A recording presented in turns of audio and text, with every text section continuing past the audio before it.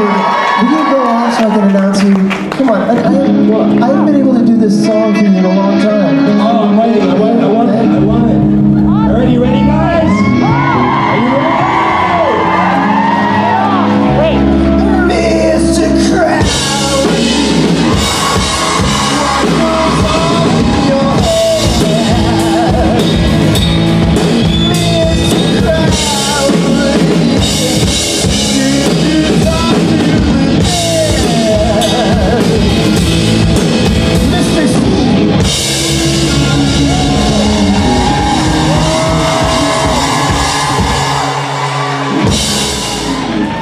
Thank you guys.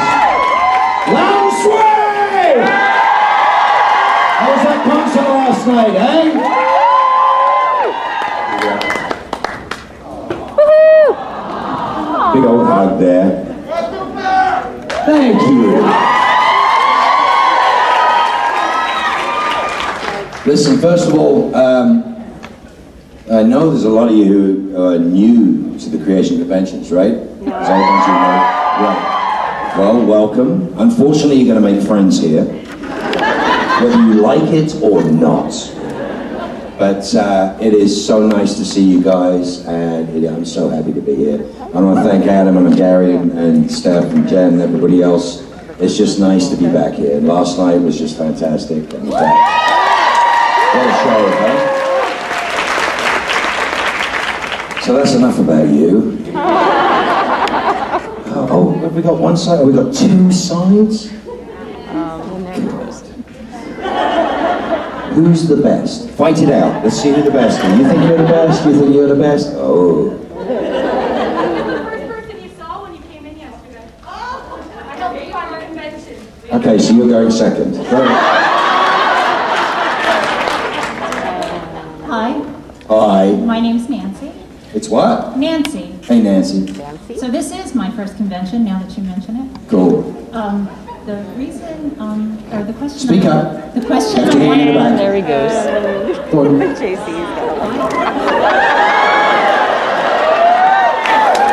So sorry. Come on, Nancy. Get with the program. Okay, the question I want to ask is... I'm so sorry. That's not a question. Where is the most unusual place that you've seen your character's photo on fan art or maybe Bodies. somebody's leggings? Bodies. No, that's not unusual. I see thousands of those. The most wonderful thing is, that, as you guys know, there were a lot of great quotes. There was a lot of great writers on Supernatural. They wrote me a lot of great things to say. And I can never remember which convention it was. I think it was San Francisco. Pretty sure it was San Francisco. Where was it? She said Yeah, DC, sorry. So anyway, the paddles were held up and they had all these quotes on them, all these lines on them. And remembering them all in context was just like the most fun thing to do. And it was just remembering each one of these lines on a paddle and going, oh God, I remember where that comes from. I know what that is. And then it's at the stage of like, at the end of season 8, which is, as you know, my favorite season ending. It was, I think, one of the best things we ever did. There was a lot of quotes from that were around. Some people had some tattoos of that stuff. And then the end of season 9, which takes you into Demon Dean. If you haven't seen it, too late, so. If you don't want to know the score, don't come to the pub. But to the end of season 9, the Let's Take a Howl at That Moon, 3 days after that aired, there was a girl who had a tattoo on the back of her calf and Let's Go Take a Howl at That Moon. So, yeah, we see some wonderful things. You know what it is? It's not just because it's words and stuff, but you find with Supernatural that...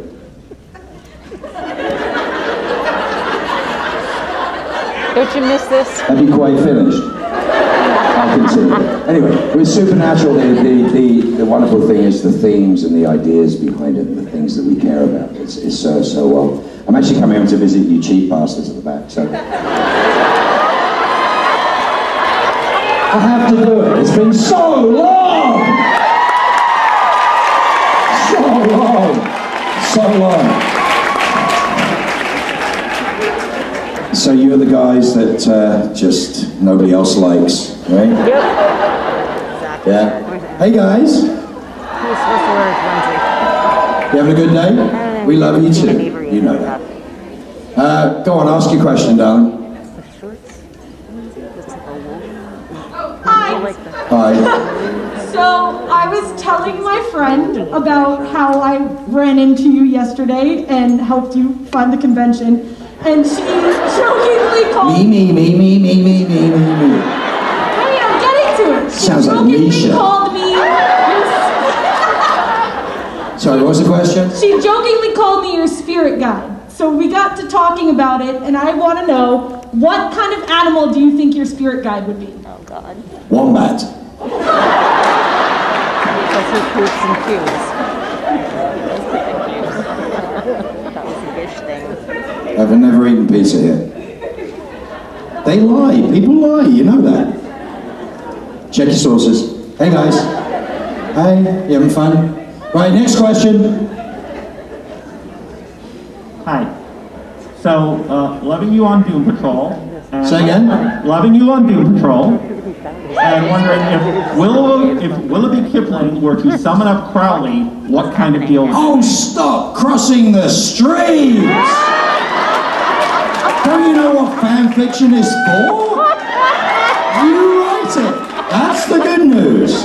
Don't make me write it for you. That's terrible. God's sakes. You think they'd learn by now, don't you? How long's it been since I've done one of these? 4 years, 5 years or something? 5, I think. Okay, I'm gonna have to get you all up to speed.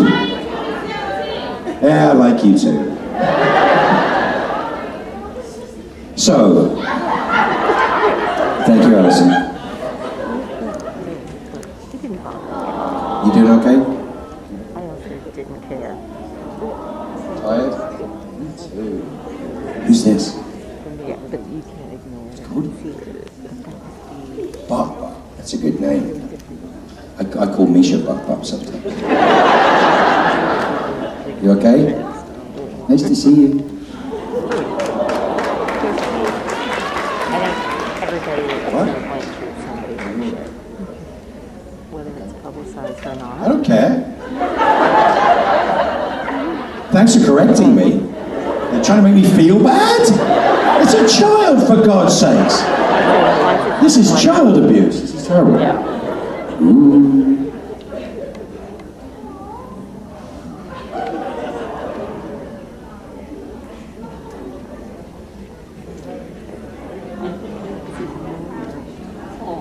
Definitely not sure. Me too. I just woke up as well. Sorry, what was the question? Next one. Yes, I was wondering if there's a certain scene that you did that stands out in your mind, either because it was a lot of fun End or of season 8. or Next question. challenging. Seriously, I'm joking with you, but the end of season 8 was just this wonderful, cathartic thing. If you guys remember the end of season 8, the whole human blood thing, we shot that church scene in sequence, which is not something you get to do on television a lot. So from Abaddon, torturing me in the chair, all the way through to the end was shot in sequence. It was shot on stage. The outside of it was shot outside, obviously, and the inside of it was shot on stage. And it was just the most amazing. I can't even remember. I think it's like 3 days we did it, but it was just magical. It was a lovely experience. Thank you. I think, you know, I can really just mess with their stuff while they're not here.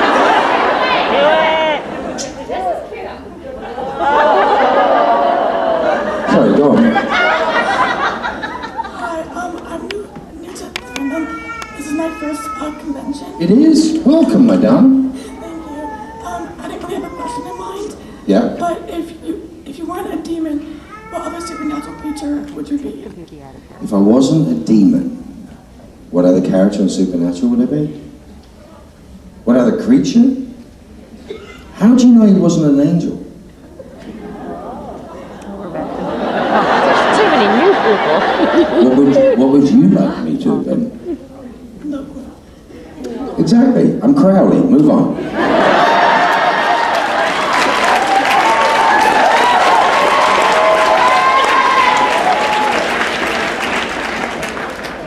What? Hi, Mark. Yeah, right. used to me by now. So we're all missing Jared this weekend, so I was wondering what your favorite memory with him is. Well, the one thing I'm glad is that my neck takes a break from doing this. You know what they used to do to me when we did like the quad photos? They all stood on tiptoes. I look like I'm 5'3". It's evil. So I wore a plaid shirt in his honor.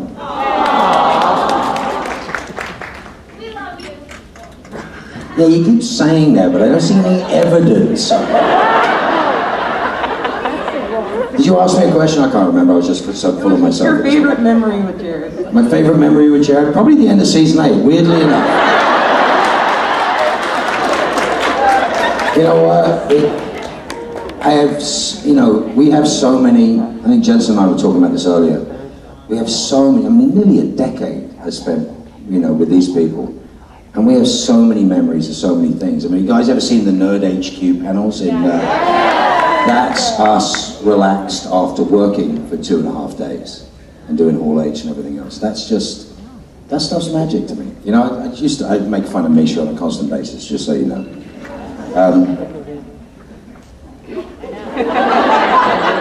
Whose phone was that?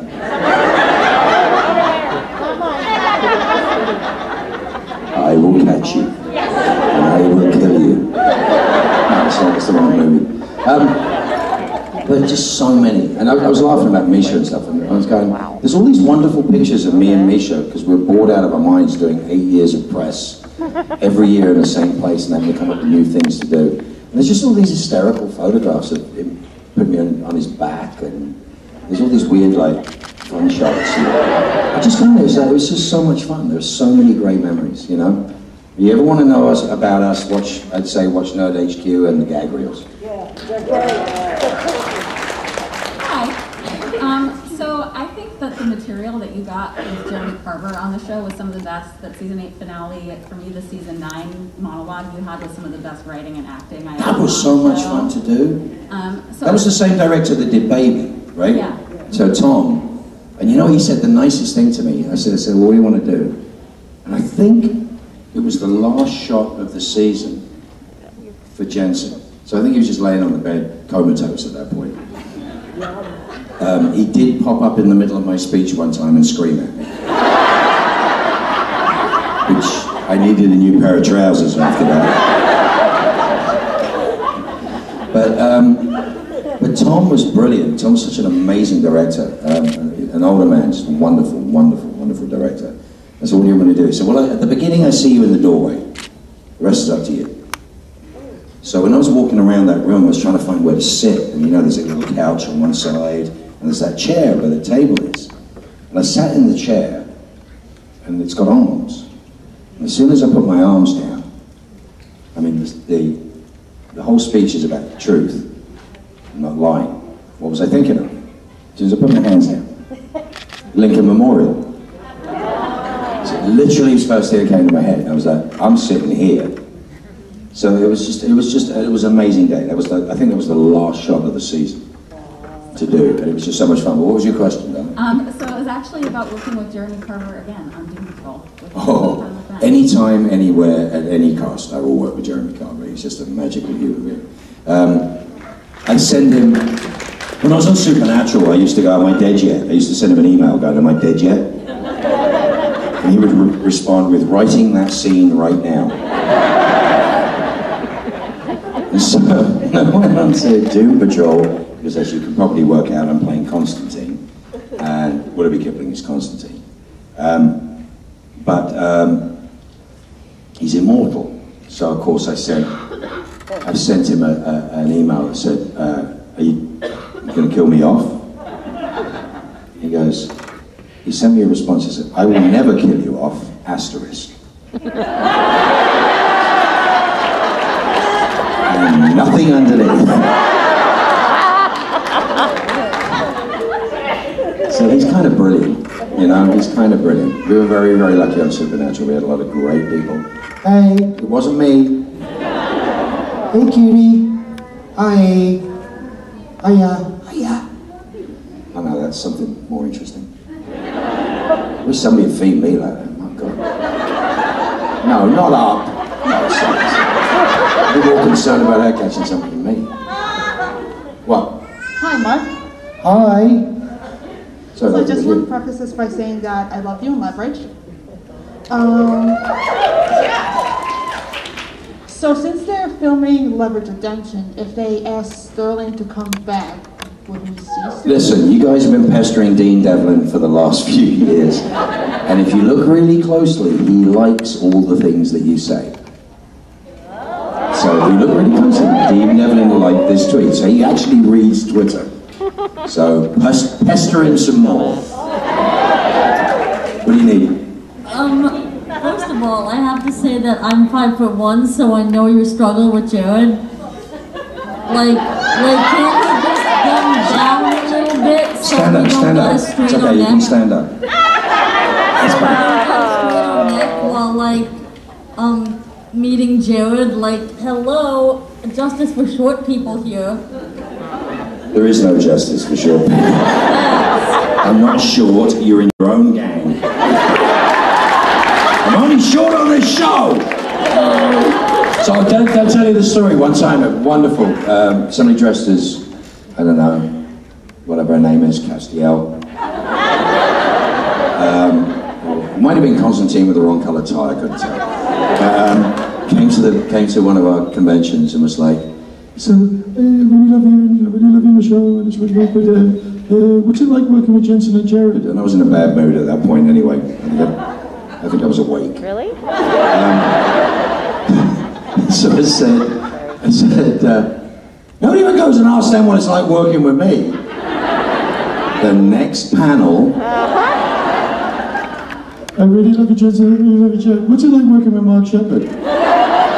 The two of them looked at each other without skipping a beat, went, short.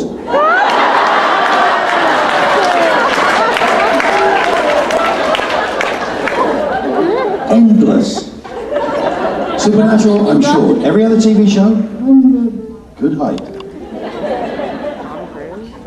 Hi, how do you think your character, Crowley, would react to Lucifer's son becoming God? I don't think he cares. I think the only thing Crowley cares about is what's right in front of him right at that point, whether he can get what he wants. It's just that everybody's there to serve him. That make sense? I think so. I think that's right for Crowley, right? If they just listened to me and do what I said, it would have gone so much better. Good afternoon, Mark. You are unquestionably sci-fi fantasy genre show royalty.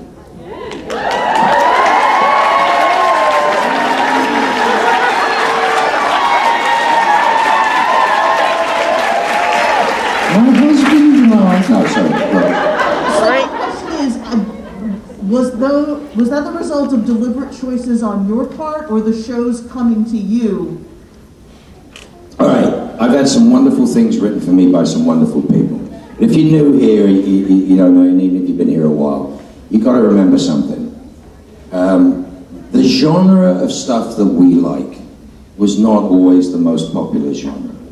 And there were certain pivotal times in the history of film and television where genres were changed. Star Wars, for example, changed the entire course of what was happening in film and TV at the time. And then, of course, every show had to be like Star Wars. And this went on for years, where everything had to be a copy of something else. Everything had to be, you know, like a rip-off of something else. We can just get those fans, we're going to do really, really well.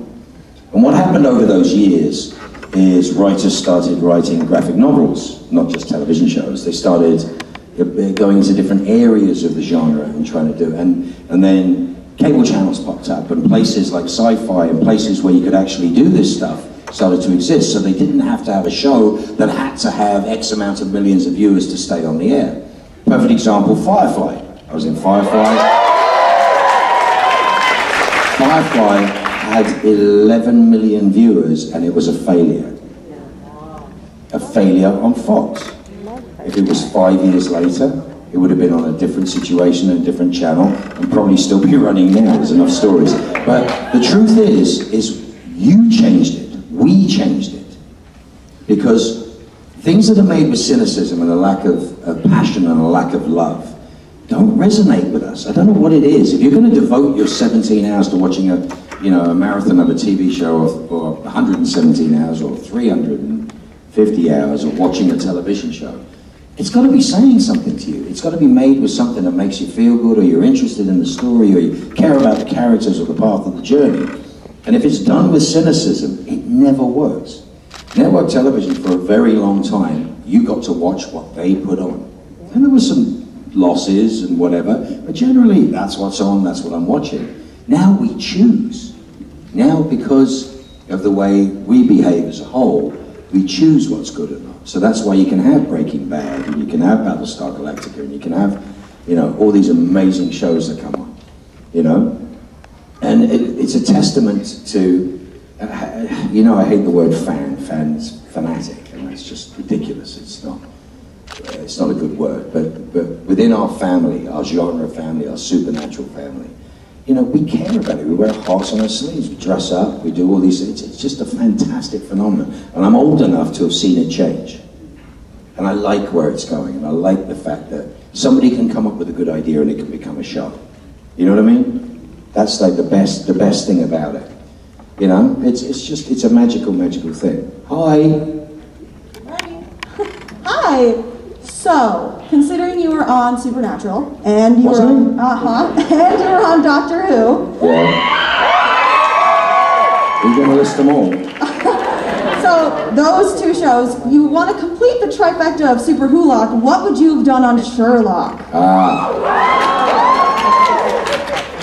The role I wanted to play on Sherlock, which I discussed with Mark Gatiss and with Stephen back in the day, was the one role they didn't do, because it eventually got used in the Sherlock Holmes film, the Robert Downey Jr. film, which is the second most dangerous man in London is Sebastian Moran, and he was and that was the story I wanted to do, and they're like, we're not going to touch it. And I'm like, it's okay, I'll sweep the floors if you want. But we never got around to it. But at Super Wholock, we were that close to Super Wholock at least 2 or 3 times. And I love them dearly. And as Stephen said to me one day, he goes, for God's sake, your fans are relentless. I was like, sorry. She's like, I don't write like that. I write something and then I find a person. I don't write for a person. So, I was very lucky to do. I was offered it. It was like, do you want to play this character? I'm like, yeah. So, and my dad got to be the older me, which was so much fun. So, it was good. What's up? Hi. Yeah. You have waited 5 years to get to ask you this question. No pressure! During the Mark of Cain arc, what was your favorite moment, either on screen or off screen, filming with Tim Amundsen?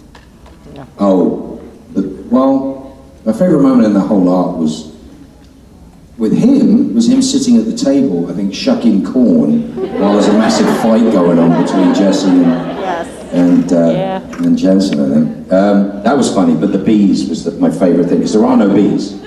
That's just literally me messing around with bees. Oh, and Jensen drove me backwards through that gate. And missed that gate by 1/8 of an inch. And I'm on the back slidey seat in Baby, and I'm like, boy can drive. What?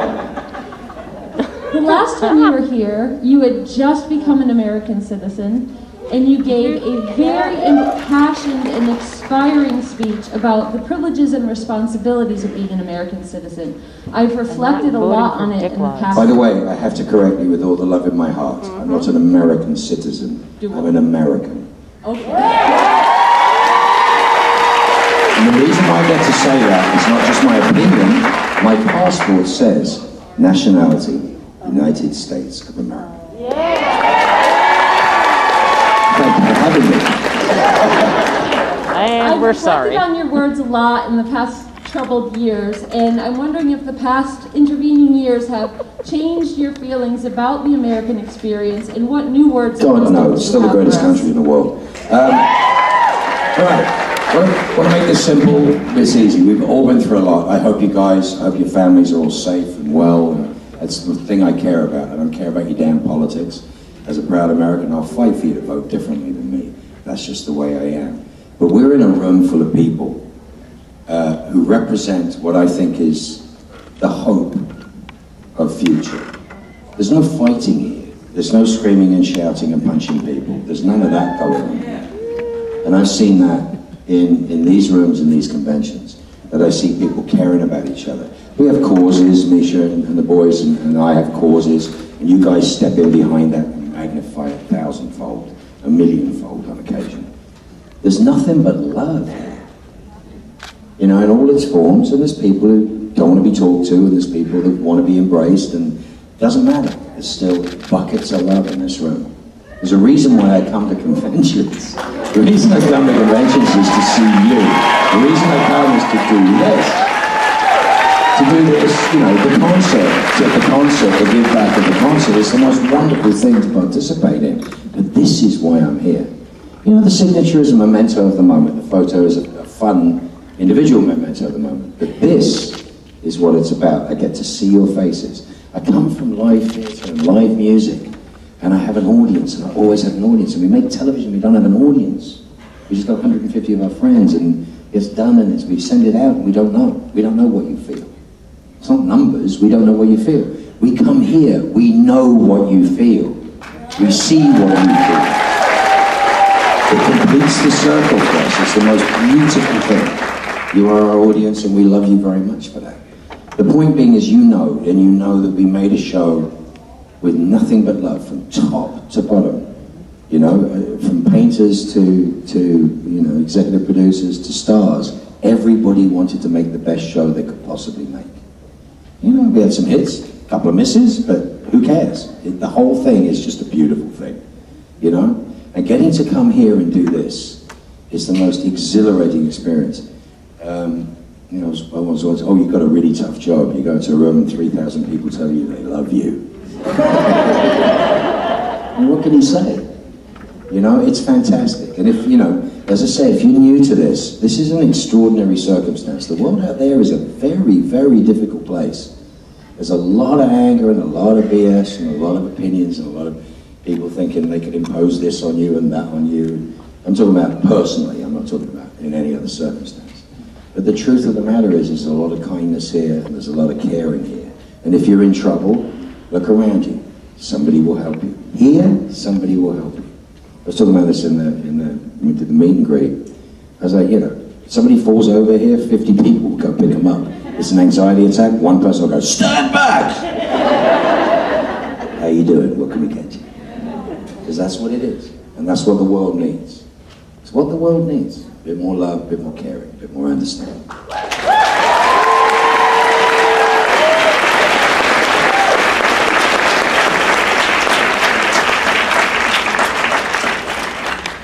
Hi, so I noticed at the concert last night that you got behind the drums, so I was just... I hope so, because I was playing it.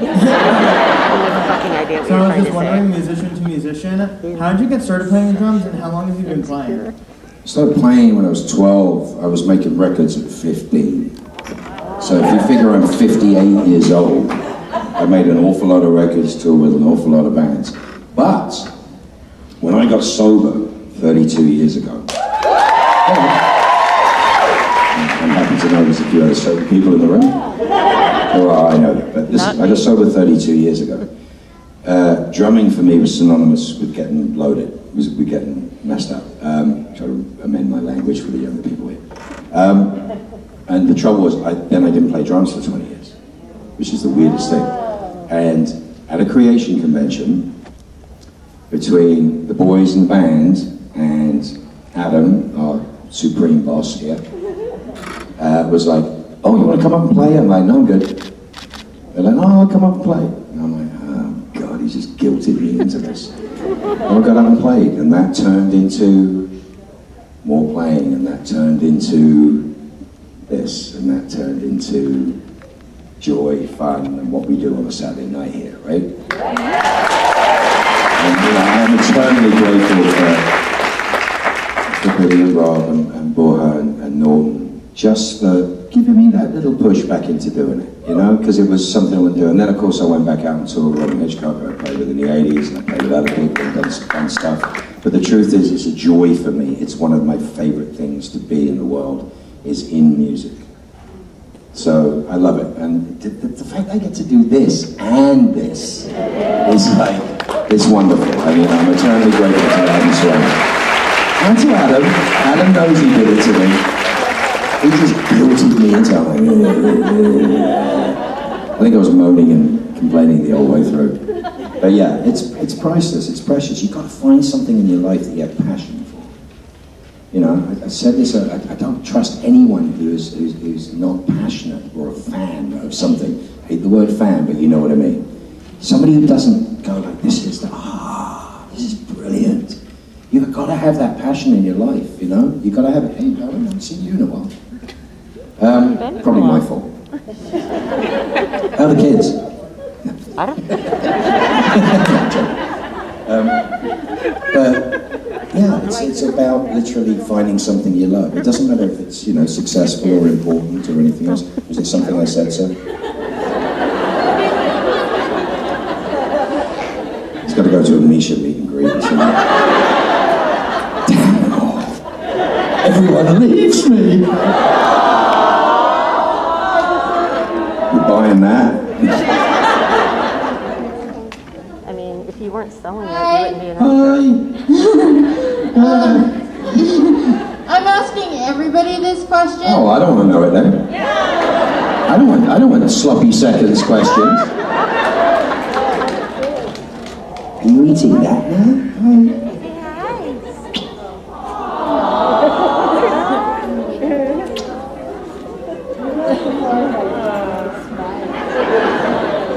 I got a smile, I like that.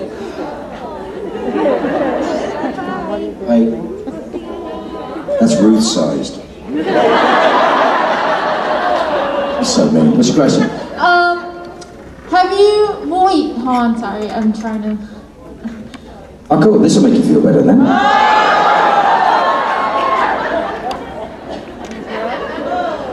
Oh no. Oh yeah, hug. Okay, so what video on YouTube makes you like the happiest? Yeah, I'm asking this question. YouTube? Yeah, on YouTube. YouTube? And my second question is, have you ever been kicked out of like a board game or a trivia game for being too good? Because that happened to me in college. So this is basically about you. No, it's not. I promise. I was never kicked out of college because I never went to college. I was never kicked out of a ball game in college because obviously I never went to college. And I'm not a big YouTube fan unless I'm trying to find something you guys have posted about us. There you go. That's usually where it goes. Hey you. How you doing? Having a good day? Me too. There's a lot of people in there. That's weird, man. You have a question? First off, my name is Samantha Dean. This is my first convention. Ah, I got to guess what your parents were doing while they were drinking that wine box. And my question is, what is your favorite moment on set with J2 and Misha? Ah, I remember you.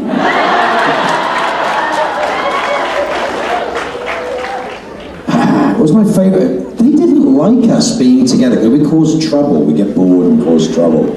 Work hard, play hard. Actually, my favorite, I can't even remember if Misha was in the scene, trust me. But it was all right, anyone under the age of about 10, put your fingers in your ears. It was I'd rather be slapped during sex by Del Zoramites. I think there are 68 takes of that, because Jensen, who is world-class at dialogue, I mean world-class, the boy can learn pages of stuff. I mean, he did soaps, he did all sorts of stuff. He has that muscle, he's able to just assimilate all this. Could not get that sentence out. And the first time he couldn't get it out, Jared wouldn't let it go. It went on and on and on. And we actually used that for our own private version of the gag reel. And it was just each take of that, and then other stuff, and then another version of it, and another version of it, and another stuff. But that was one of my favorite moments. Yeah, when we were doing the Kane stuff, we were hanging out. So that whole stuff when we were doing Mark and Kane stuff. No, I saw that last night. The best bit about Rob taking this hat, and having his rock and roll moment was the politeness with which he tried to return it. He suddenly stopped and goes, "Oh, is this yours?" I love that. That was just so Rob. So, next question. Hi. As a 15-year-old girl, I was wondering what's one thing you did that you regretted in your teenage years, or wish that you did in your teenage years? You talking about in my life? Yeah. That I regretted? Yeah. Honestly? Do you have any idea of the things I've done in my life? I'm dead serious, I'm not joking, I'm dead serious. I have done a lot of things in my life, and I have survived a lot of things in my life. But the truth of the matter is, everything that has ever happened to me has got me to this point. Doesn't matter what you've ever been. I mean, did you catch up on the idea that I'm 32 years sober? So you could probably imagine that 33 years ago was probably not the greatest time of my life, or anybody else around me. But the truth is, I regret nothing. Nothing. 58 years old. You know, as my dad said to me, if you fell in the river, you come out with a salmon in your mouth. So I'm blessed, I'm looked after, I'm loved, and my life is absolutely gorgeous. Due in no small part to you lot, which is a very interesting thing, because without you, we are nothing. We don't make TV for us. We try to make it for you. Hey, what do you want? Where are you going? Where are you going? Come on, hurry up. Where are you going? Where are we going? What? Oh, I've seen him earlier. What's your problem? Are you always bossy? He's met me already. He's not very good at the low five, but he can do the high five. Watch this. Ready? High five. Low five. See? No good. High five. Down low. Too slow. Up high. Down low. Too slow. Up high. Down low. Ah! Got me.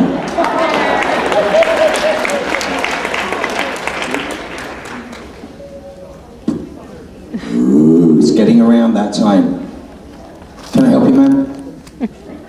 You okay? Do you need help to your seat? You know you're late, right? Well, you're late for me, but you're obviously early for the person you actually came to see after me. You only came to see me, yes, I believe it. Thank you. I like my tattoos too. Onward hope, because it will be onward forever. It's not going to protect you. Those things have never worked on me. Salt I'm a little nervous about, but that's about it. Listen, I just want to tell you, it is a fantastic thing to be at a convention with you people. It's just, what do you mean, you people? No, it's a fantastic thing to be at a convention with you people, with our people, with our supernatural family. It is a joyous thing.